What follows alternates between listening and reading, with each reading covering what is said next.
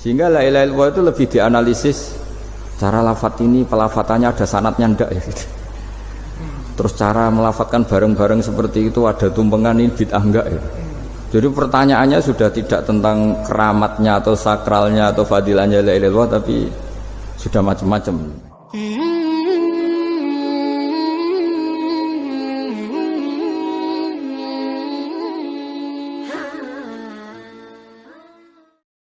Karena dari awal ini ngaji untuk seneng ya, untuk farhah itu seneng. Tidak tahu saya bacanya Farhatul Aidin wa Falahul Faizin ya Pak Ketua, Pak Tamam. Saya cerita sedikit tentang seneng ya, al-farah ya. Dalam Islam seneng itu sudah ibadah. Jadi di antara ibadah terbaik manusia itu seneng. Jadi kalau analoginya kita dikasih rumah teman atau mertua atau guru atau siapa saja, hal paling menjengkelkan itu ya sudah dapat gratisan gerutu itu gremeng. Nah ini kita sudah pakai buminya Allah itu gratis, pakai airnya ya gratis, pakai oksigen ya gratis, kok masih gerutu, itu sudah jadi hamba yang nggak bener itu. Jadi bayangkan kalau kita pakai oksigen bayar, pakai buminya bayar, pakai airnya bayar semua, kayaknya kita tidak mampu membayar, dan kita sama Allah hanya disuruh ikrar, disuruh sujud. Pentingnya ilmu satu, bahwa itu akan menjadikan satu perilaku. Misalnya begini ya, dulu itu kiai-kiai Jawa zaman dulu itu berpatokan, karena dulu pemerintahan Hindia Belanda, seorang lagi masih pemerintahan Hindia Belanda, itu dalil yang sering diutarakan itu sebaik-baiknya umara itu yang datang ke ulama, terus sejelek-jeleknya ulama itu yang datang ke umara. Tapi semenjak pemerintahan Indonesia dan kemudian ditandai beberapa tokoh kayak Gus Wahid putra Kiai Hasyim jadi Menteri Agama, ada Gus Wahid putra Kiai Wahab juga jadi Menteri Agama, ada Kiai Fatur Rahman keluarga Mbah Maimun, keluarga Sarang juga pernah jadi Menteri Agama. Kemudian bersamaan dengan itu dibangunlah satu pegangan ilmu. Pegangan ilmu ini penting karena ini yang mengilhami semua orang Islam, terutama ya utamanya ulamanya. Ada seorang ustadz, seorang guru ngaji yang karena melihat rata-rata penguasa itu zalim ya, datang ke Harun Ar-Rasyid. Ini perlu disemak, datang ke Khalifatullah atau Amirul Mukminin Harun Ar-Rasyid. Karena beliau seorang raja tentu terduga lah, atau ya umumnya atau gimana lah istilahnya, itu ya rata-rata ya agak seenaknya, namanya raja, namanya penguasa. Ini dalam pikiran ustadz itu, tidak mesti dalam fakta. Kemudian si ustadz itu matur, ya Amirul Mukminin, inni nasihun lak famusyaddidun alaika fala tajidanna fi nafsika syai'an. Saya ini mau nasihati Anda, kemudian saya cara nasihati itu keras. Tolong jangan dimasukkan hati. Dia bilang famusyaddidun alaika. Saya nanti kalau nasihati itu keras sekali. Tolong dimaklumi karena ini penting, karena Anda harus dinasihati secara keras. Tapi sebelum nasihat itu diutarakan, kata Harun Ar-Rasyid, karena beliau Bani Abbas dan beliau orang alim, termasuk muridnya Imam Malik. Kata Harun Ar-Rasyid, uskut, kamu diam Ustaz. Inna Allaha ta'ala arsala man huwa khairun minka ila man huwa syarrun minni wa ma'adzalika yaqulu Allahu ta'ala faqula lahu qawlan layyinan la'allahu yatadzakkaru aw yakhsha. Jadi ini sekaligus etika dan norma ya bagi semua dai di Indonesia dan semua kita. Wahai Ustadz, kamu diam. Allah Ta'ala itu ngutus orang yang lebih baik ketimbang kamu, yaitu Nabi Musa, ke orang yang lebih jelek ketimbang saya, yaitu ke Fir'aun. Itu saja harus pakai etika, faqula lahu qawlan layyinan. Kamu harus ngomong yang halus. Jadi intinya ini Harun Ar-Rasyid komplain. Kamu itu kalau jadi ustadz ngaji kira-kira gitu. Jadi betapa baiknya orang dulu memahami Quran. Jadi Quran itu dibaca, kemudian kita mungkin baca terus jadi cerita, mungkin ada yang baca jadi perilaku, ada yang baca kemudian itu mengilhami, membentuk. Nah kira-kira itulah yang membentuk kiai-kiai alim di NU, di beberapa pesantren maupun orang-orang alim di luar NU. asal apa ya ngajinya dan bacanya seperti kita, pasti seperti itu. Karena cara berpikir tadi sudah. Jadi akhirnya si Ustadz tadi keluar dan minta maaf, anta a'lamu minni, ternyata engkau lebih alim ketimbang saya. Jadi kalimat famusyaddidun alika, saya akan keras cara memberi nasihat, itu yang diket, yang dipotong, yang dibatalkan atau yang diralat oleh Khalifatul Harun ar-Rasyid. Yaitu dikatakan inna wa ta'ala arsala man huwa khairun minka ila man huwa syarrun minni. Yaitu Allah mengutus orang yang lebih baik ketimbang kamu, yaitu Nabi Musa, ke orang yang lebih jelek ketimbang saya, yaitu Fir'aun. Itu pun harus faqula lahu qaulal layyinan. Cara berdakwah harus dengan kata-kata yang halus, yang lembut, yang indah. Dan dengan kata-kata itu diharapkan la'allahu yatadzakkaru aw yakhsha. Semoga yang didakwai menjadi ingat. Sehingga dengan kemampuan ilmiah seperti ini menjadi pegangan bersama bahwa kita sebagai dai atau sebagai tetangga atau sebagai sama-sama warga Indonesia, bawaan kita memang harus faqula lahu qaulal layyinan la'allahu yatadzakkaru aw yakhsha. Kemudian dalam disiplin ilmu yang lain, halus itu tidak kuat. Angin itu ya halus, tapi kalau di manage itu jadi kekuatan yang dahsyat. Begitu juga air dan sebagainya. Sehingga tidak perlu khawatir terus kalau dakwah halus itu tidak punya efek yang signifikan. Tidak juga.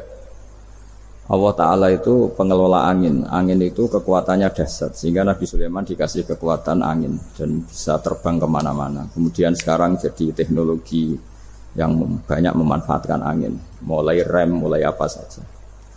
Sehingga dari cerita saya ini kemudian terus kiai-kiai itu membentuk dakwah termasuk di ekonomi dengan cara yang rileks. Nah, cara rileks itu satu tentu dimulai dengan ilmu. Misalnya begini, saya beri contoh. Ketika ada orang melafadzkan kalimat la ilaha illallah, tiada Tuhan selain Allah. Kemudian kalimat ini mungkin kalau orang NU baca itu rutin ya, karena kiainya kelamaan ya yang ikut sambil tidur ya. Kalau tahlil itu disebut kiai tertentu itu mesti yang belakang wah suwi itu kalau kiai itu lama itu. Nah kiainya juga karena jadi lakon ya kan lebih semangat karena pegang mic. Biasanya gitu di NU itu. Kalau khotib mesti semangat karena yang pegang mic, yang dengerin mesti ngantuk karena monoton gitu. Karena yang mendengerin sudah tahu pasti nyuruh baik meninggalkan yang jelek. Jadi ilmunya sudah disimpulkan dulu. Setiap yang tidur di masjid mesti tak tanya kenapa tidur. Ilmunya tidak ada perkembangan, Gus, nyuruh yang baik meninggalkan yang jelek. Tapi kalau ilmunya agak ada perubahan kan dengar semua pasti nyuruh yang jelek meninggalkan yang baik. Karena watak manusia itu agak-agak suka fitnah, itu suka geger. Tapi kalau monoton itu mesti enggak itu. Tapi yang menjadi pegangan kita, saya ulang lagi, itu ilmu dulu. Saya ulang lagi itu ilmu dulu. Saya berkali-kali menyontohkan, kalau ada orang kafir, orang yang tidak bersyahadat 70 tahun, kemudian dia bersyahadat sekali saja di akhir hayatnya. Itu kata Allah, qulil ladzina kafaru iyantahu yughfar lahum ma qad salaf. Katakan ke mereka yang kafir, jika dia mau bersyahadat, itu masa lalunya diampuni semua. Sehingga kedahsyatan kalimat ini luar biasa. Orang yang kafir 70 tahun saja, barokahnya la ilaha illallah ini, dosanya bisa diampuni semua. Nah kemudian karena ilmu ini tidak begitu populer atau kurang dipopulerkan, atau kita sendiri kurang menghayati, sehingga la ilaha illallah itu lebih dianalisis. Cara lafadz ini, pelafatannya ada sanadnya enggak ya? Terus cara melafatkan bareng-bareng seperti itu ada tumpengan ini bid'ah enggak ya? Jadi pertanyaannya sudah tidak tentang keramatnya atau sakralnya atau fadilahnya la ilaha illallah, tapi sudah macam-macam. Wiridan cara seperti ini ada hadisnya enggak, legal enggak, terus ada sanadnya enggak. Jadi saya mohon semohon-mohonnya untuk teman-teman yang di Al-Iman itu harus ngaji ya. Ngaji itu nanti kamu tahu cara mandang sebuah ibadah atau perilaku atau apa sajalah tahu. Karena al-ilmu yurisul ahwal, ilmu itu bisa mengilhami cara pandang. Dulu yaitu saya ulang lagi, ketika zaman Hindia Belanda, karena pemerintahnya Hindia Belanda itu ulama-ulama keras sekali, sejelek-jeleknya ulama itu yang datang ke Umarok. Tapi setelah era Mbah Hashim, era era sampai Mbah Maimun, itu mereka peduli sama Umaro, sama semuanya sama-sama warga Indonesia yang ingin melihat Indonesia yang lebih baik. Sehingga banyak, ya kakak saya sendiri pernah wakil bupati, terus putra Mbah Maimun wakil gubernur. Ini teman saya Kiai Hafid ya bupati. Semenjak itu terus, dan itu nggak lepas dari cara pandang. Yaitu cara pandang diantaranya adalah cerita tentang Nabi Musa yang Allah tetap peduli sama Fir'aun, sehingga tetap didakwai Nabi siapa? Musa. Dan posisi Musa datang bukan memanggil. Ya cuma kayak sampai sekarang tuh belum pernah ke kantor bupatinya Pak Hafid, karena kadang-kadang orang terus curiga mengajukan proposal, jadi agak repot. Ketemu bupati itu sialnya kiai kan mesti pikirannya orang bupati ini nyangoni, kiai ini disangoni itu terus kayak kita fakir miskin itu. Jadi makanya saya itu belum pernah datang. Tapi alhamdulillah karena beliau berambisi menjadi wa khairul umara mayatuna babal ulama. Jadi datang tapi sangat ambisius ingin mengalahkan ulama karena dia kalau datang statusnya lebih tinggi. Ya tidak apa-apa, ini tawaduk tapi niatnya enggak begitu tawaduk. Jadi datang. Makanya saya kemarin Yusuf Mansur pas datang, Pak Ustadz Yusuf Mansur saya datang harus sekali saja. Kalau kedua kali ribet. Karena kalau beliau datang dia punya status tawaduk. Lama-lama didatangi jadi takabur. Saya jadi yang ahli neraka, dia ahli surga. Saya kan rugi dong. Artinya rugi, gue kehilangan teh, kehilangan kopi, dia beliau berstatus tawaduk, saya berstatus takabur kan repot. Makanya saya berharap jangan datang lagi. Karena jadi repot itu, jadi repot kan. Padahal saya kalau disuruh datang ke Jakarta kayaknya ya berat. Selain sibuk juga takut ganggu saya. Jadi saya sering di Jakarta tapi ya tadi jarang ya. Biasanya nganggarkan waktu hanya pas saja, tidak kurang tidak lebih. Biasanya ngajar di pondoknya Pak Kures itu di Baitul Quran ya.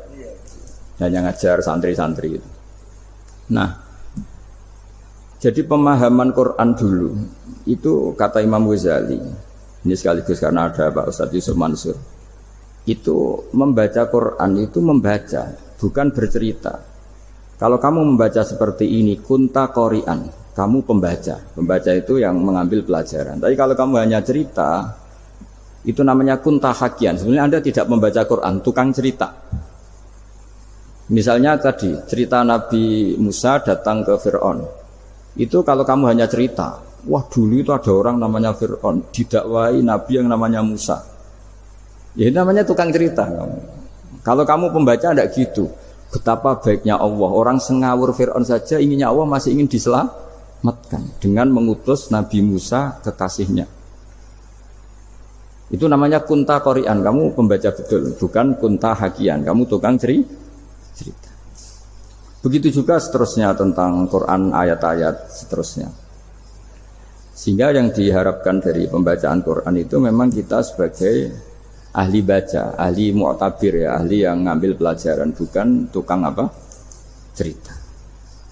Sehingga dulu ketika Sayyidina Umar radhiyallahu anhu ketika membuka Baitul Maqdis atau Baitul Muqaddas dan diajak syukuran, pesta-pesta makan itu. Beliau enggak mau.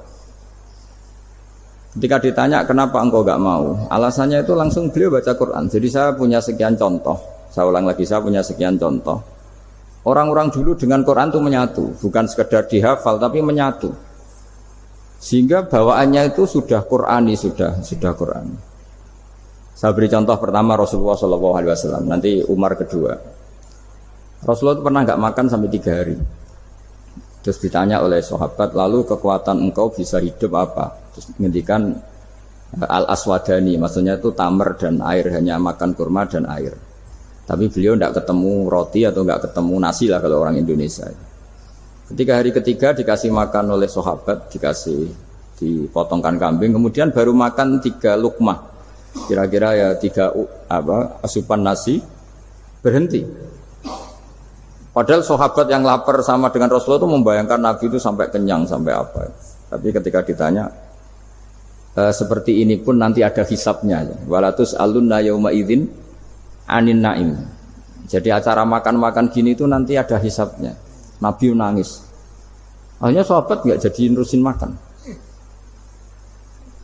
Jadi ketakutan orang dulu sama ketika Sayyidina Umar dijak pesta ketika memenangkan Baitul Maqdis itu. Inna wa ta'ala ayyara qauman. Allah itu mengkritik sebuah komunitas kaum karena apa? Adhabtum thayyibatikum fi hayatikumud dunya wastamta'tum biha. Kamu adalah orang-orang yang jatah nikmat kamu sudah kamu habiskan di dunia. Adhabtum itu kalian habiskan jatah kenikmatan kamu di dunia. Wastamta'tum biha, kamu di dunia sudah berpuas-puas. Maka jatah Anda sekarang di akhirat habis. Sehingga Sayyidina Umar enggak mau pesta-pesta karena takut jatah nikmatnya habis. Kata beliau terus astabqi thayyibati, akan saya sisakan sisi-sisi kebaikan saya supaya ndak habis. Cara wong Jawa iku aja dientek-entekno biar jatahnya masih. Sehingga di dunia kiai itu ya meskipun saya akrab bupati, akrab mungkin wakil gubernur, saya itu ya jarang ketemu. Karena kalau orang Jawa bawaannya ketemu ya makan-makan, guyon-guyon. Nak keterusan ras demen buswarga. Makanya saya pastikan Pak Yusuf Mansur ke sini tidak akan saya jamin, biar aja, biar jatahnya masih. Jadi ini bukan karena saya bakhil, biar jatahnya masih. Ya, jadi itu ilmunya kiai.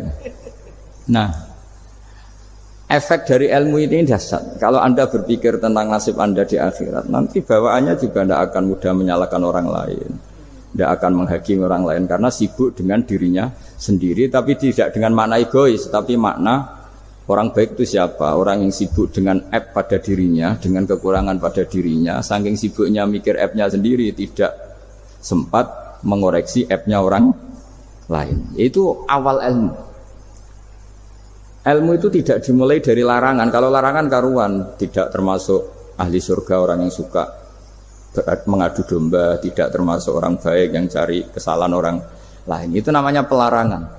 Tapi ilmu itu di atas nahi, di atas pelarangan itu. Kamu punya kesadaran bahwa kamu itu yang penting selamat dulu, jangan memikirkan orang lain. Dengan makna bukan egois, tapi dengan makna supaya tidak menyalahkan apa? Orang lain. Nah, saya termasuk ya boleh dikatakan kiai lah, yang paling fanatik bahwa semuanya itu harus dimulai dari ilmu. Ya saya ulang lagi, dimulai dari ilmu. Nah, dari sini kemudian saya berharap Indonesia menjadi damai, menjadi baik. Itu bukan karena kita baik-baik banget, ya tidak mungkin kita ada nabi, tapi karena sudah sibuk dengan memikirkan kesalahan diri sendiri. Sehingga misalnya kita baca Quran, Rabbana dzalamna anfusana, lalu kita langsung ingat betapa hubungan kita dengan Allah itu harus ikrar dulu, merasa zalim dulu, merasa salah dulu. Nah, kalau semua orang merasa salah di depan Allah itu mesti bawaannya enggak mudah menyalahkan orang lain, karena kita bilang Rabbana dzalamna anfusana. Nah, itulah ilmu-ilmu yang mungkin banyak pembaca Quran tapi hanya baca, atau kalau baca ini tok disebut al-haqi, ahli cerita. Yang dibutuhkan tuh al-qari, pembaca kemudian mu'tabir, kemudian mau beriktibar. Seperti yang dilakukan tadi Harun Ar-Rasyid tadi. Inna wa ta'ala arsala man huwa khairun minka ila man huwa syarrun minni. Wa ma'adzalika yaqulu wa ta'ala faqula lahu qaulal layyin. Ini kamu tidak usah memaksakan musyaddid keras sama saya, karena Allah Ta'ala telah mengutus orang lebih baik ketimbang kamu, yaitu Nabi Musa, ke orang yang lebih jelek ketimbang saya, yaitu Fir'aun. Itu saja harus beretika, faqula lahu qaulal layyin la'allahu yatadzakkaru aw yakhsha. Dan alhamdulillah bawaan kita sebagai orang timur atau orang Jawa itu kalau mau ngandani orang itu halus sekali. Di antara bentuk kehalusan kata-kata diceritakan di ayat lain. Ketika Nabi Musa ketemu Fir'aun, dawuhnya begini, fakul apa itu yang di juz 30 yang juz di juz 30 ini yang bagian dari, kan tadi hanya fakul lahu qaulal layyinan. Lahu qaulal layyinan itu bentuknya apa? Ya, bentuknya apa? Itu Nabi Musa disuruh ngendikan sama Fir'aun. Apakah kamu mau saya nasihati? Fakul halaka ila antazakka. Halaka itu pilihan, hal itu istifham, laka itu otoritatif. Jadi betapa santonya kalimat itu, fakul halaka ila antazakka. Jadi kalau dimaknani model Pak Hafid, model saya ngaji di sarang itu, halaka onoto iku kedue sira, berhak bagi kamu, berhak bagi Anda, apakah Anda berhak loh mendapat nasihat supaya Anda jadi orang yang lebih baik. Halaka ila antazakka. Jadi tidak kalimat perintah, tapi kalimat pilihan. Apa engkau mau saya beri nasihat? Wa ahdiyaka ila rabbika fatakhsha. Dan saya beritahu kamu tentang Tuhan dan kemudian kamu menjadi orang yang baik, fatakhsha, orang yang punya khasyah, punya. Jadi kayak apa kalimatnya itu? Napa jenengan kersa? Itu kalau orang Jogja, orang-orang daerah-daerah yang pernah nyuguhi tamu itu kan, ayo makan-makan. Itu kan kayak tamunya itu kelaparan. Masa Pak Yusuf Mansur kelaparan? Tidak mungkin kan. Masa Ustaz terkenal kelaparan kan tidak mungkin. Monggo, nopo jenengan ngersakno. Karena bisa saja tamunya itu tidak kerso, mungkin karena darah tinggi, mungkin karena takut dianggap fakir miskin, macam-macam kan orang tidak. Itu kalimatnya itu halaka ila anta zakka. Kayak apa indahnya dakwah. Halaka ila anta zakka. Itu ada kata laka itu ya terserah jenengan mau enggak. Wa ahdiyaka ila rabbika fatakhsha. Nah, itu yang disebut membaca. Kunta qori'an la hakian. Anda benar-benar membaca Quran, bukan sekadar pencerita. Nah, kemudian ini yang terakhir saya juga baru, sebenarnya saya itu nggak pernah bilang sanggup itu, tapi Pak Ustadz Zakaria itu GR terus. Sampai tadi pagi itu saya belum tahu kalau ada acara ini. Ya karena saya kiai, jadi kalau kiai itu kan ingatnya sama Allah saja. Kalau sama manusia itu rodok-rodok lali gitu. Itu bukan memaksa, ya memang lupa. Sejauh mana sih pentingnya manusia kan tidak penting cara ilmu tasawuf itu. Tapi karena ini titipan Rasulullah SAW terus menjadi penting kan. Dititipi umat kayak jenengan itu. Ya sudah ngaji ngatur kiai ribet itu. Kiai ini biasa ngaji kan, kiainya yang ngatur santri ini enggak. Pak Yai ngaji tanggal ini jam ini. Itu kan mengabaikan semua aktivitas kiai. Padahal jam ini mungkin saya punya jam. Mungkin jalan-jalan atau ngaji atau mutolaah atau munajat. Gara-gara Pak Zakaria ini kan terus di Mas Tamam ini yang provokasi. Harus ngaji di jam ini, tema ini. Saya itu kalau ngaji ditentukan tema itu, ini memang saya agak keras di bab ini. Itu kayak ibarat gini loh. Saya ini dokter, kemudian ada orang yang sakitnya itu jantung, terus bilang ke saya, Pak dokter sembuhkan kukul saya. Wong penyakit ekstrimnya itu jantung, kok bila disembuhkan apa? Kukul. Kan gak penting, sembuh tidak sembuh, kukul itu kan gak penting, jerawat itu. Kiai itu tahu kesalahan paling fatal manusia itu akidah. Jadi kadang-kadang mintanya ilmu yang tidak akidah, yang gak penting. Jadi kadang-kadang kiai itu ya digurui betul kalau di Indonesia itu. Misalnya, ini tidak nyindir loh, memang marah betul kalau di bab-bab seperti ini. Tapi ini biar jadi ilmu masif, ilmu yang general. Saya ulang lagi ya, Anda jadi dokter, tahu pasien Anda ini penyakit jantung kronis atau sudah fatal lah sudah. Terus orang itu bilang, Pak Yai, itu Pak dokter, tolong obati kulit saya supaya tidak jerawatan. Kamu bilang ini orang aneh enggak? Aneh kan? Nah, kiai juga gitu. Saya sering itu ada orang mau haji gitu, Gus doain saya jadi haji mabrur. Pernah belajar haji Pak? Dereng. Mungkin enggak orang belum belajar nyupir terus kemudian minta didoain, Gus saya mau nyupir doain selamat. Mau nyupir aja enggak bisa kok minta doa selamat. Harusnya urutannya kan belajar dulu baru minta doa. Tapi kali ini aliman bener ngajaknya akidah dulu, ahli sunnah kan. Nah itu bener karena akidah itu hal yang prinsip memang harus. Kalau kebetulan enggak bener tak revisi betul. Untungnya kok temanya bener. Jadi saya mohon ke seluruh orang-orang yang mau ngaji ke kiai itu tema itu biar yang milih kiai supaya tahu prioritas yang harus benahin. Jangan tema yang kita yang milih, jangan-jangan tema yang kita pilih itu tidak mendesak atau tidak penting. Ini bukan apa-apa, ini saking ingin baik saya ya, keinginan baik saya supaya dulu zaman sahabat ya gitu. Kalau ada pertanyaan salah sama Nabi dibenerin, cuma Nabi terlalu bijak. Cara benerin tuh enak. Kalau saya karena tidak Nabi saja ya agak-agak kasar kan. Kalau tidak Nabi tidak wajib bener terus. Yang wajib bener terus itu Nabi. Saya beri contoh. Ya. Nabi itu ngendikan tentang kiamat. Kiamat itu dahsyat, mengerikan gini-gini. Kalau pikirannya orang kampung itu begini. Nabi ini aneh.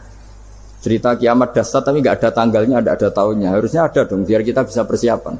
Sehingga Nabi disomasi di tengah-tengah khutbah itu, ya Rasulullah mata sa'ah. Nah, karena ini orang Bedui, Nabi nggak dengerin, diulang lagi. Mata sa'ah ya Rasulullah.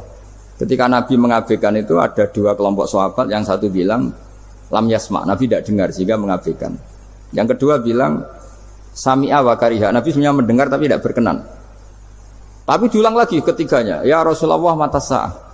Akhirnya Nabi jawab, mau tidak mau, karena kalau enggak ya dia, namanya orang Bedui ngomong terus. Nabi balik tanya, ya karena cara berpikir dia kalau kiamat itu jelas kapannya kan bisa persiapan itu.